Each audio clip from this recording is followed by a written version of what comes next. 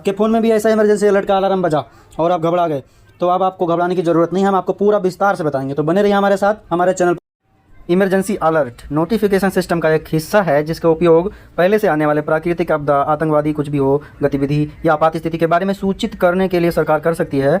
Emergency alert आपके mobile पर अगर अचानक अजीब से आवाज़ आए और आपके मैसेज के इनबॉक्स में एक मैसेज रिसीव हो तो आपको घबराने की ज़रूरत नहीं है। आपातकालीन सूचना सेवा एक प्रकार की संचार सेवा है जिसमें अचानक होने वाले संकट या खतरे की सूचना जल्दी से लोगों तक पहुंचाई जाती है ताकि उनका सुरक्षा किया जा सके। ये सेवा हमेशा तैयार रहती है भयंकर घटना या प्राकृतिक आपदाओं के समय जनसंख्या को आगाह करने के लिए।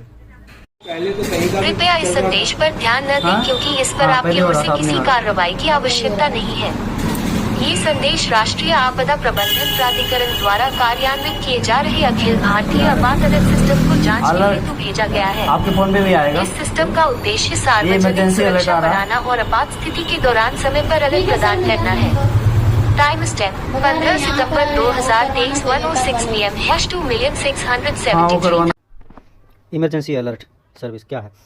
यदि आपके मोबाइल पर अगर अचानक अजीब से आवाज़ आए और आपके मैसेज के इनबॉक्स में एक मैसेज रिसीव हो तो आपको घबराने की ज़रूरत नहीं है।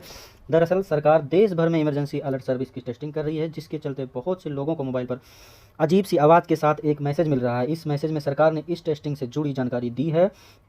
भारत सरकार ने 20 जुलाई को इमरजेंसी अलर्ट सिस्टम के बारे में पहली बार जानकारी दी थी जिसमें सरकार की ओर से बताया गया था कि देश भर में प्राकृतिक आपदा या आपात स्थिति में निपटने के लिए आपातकालीन अलर्ट सिस्टम की टेस्टिंग की जाएगी। इस सिस्टम के जरिए सरकार किसी भी सूचना को पूरे देश में एक साथ प्रसारित करेगी, एक साथ किसी को भी भेजेगी। अब सुने क्या है emergency alert system. Emergency alert system में आपके मोबाइल पर एक अजीब सी आवाज़ के साथ मैसेज में उस पर आपात स्थिति के बारे में जानकारी मिलेगी। ये अलर्ट सिस्टम सरकार और दूरसंचार विभाग ने मिलकर तैयार किया है जिसमें मोबाइल यूजर को आगामी प्राकृतिक आपदा या आपात स्थिति के बारे में सूचित किया जा सकेगा।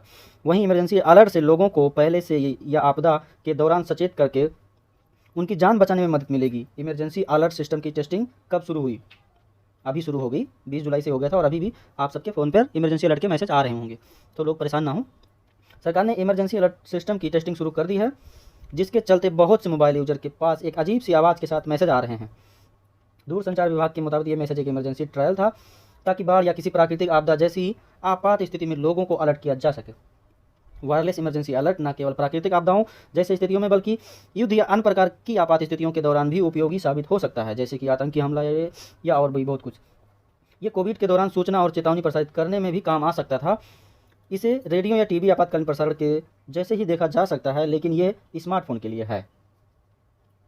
तो आप लोग इससे घबराएं नहीं, ये आप लोगों को सूचित करने के लिए कि इमरजेंसी अलर्ट मैसेज सर्विस है जो टेलीकॉम और गवर्नमेंट मिलकर एक साथ चला रही हैं। एक बार मैं भी डर गया कि मेरे फ़ोन में क्या चीज़ आ गया और फिर इसके बारे में छानबीन किया तो हमें पता चला कि एक इमरजेंसी सर्विस है। मेरे फ़ोन में तो आया, मैं सोचा मेरा वायरलेस से कोई फ़ोन को हैक कर लिया भाई।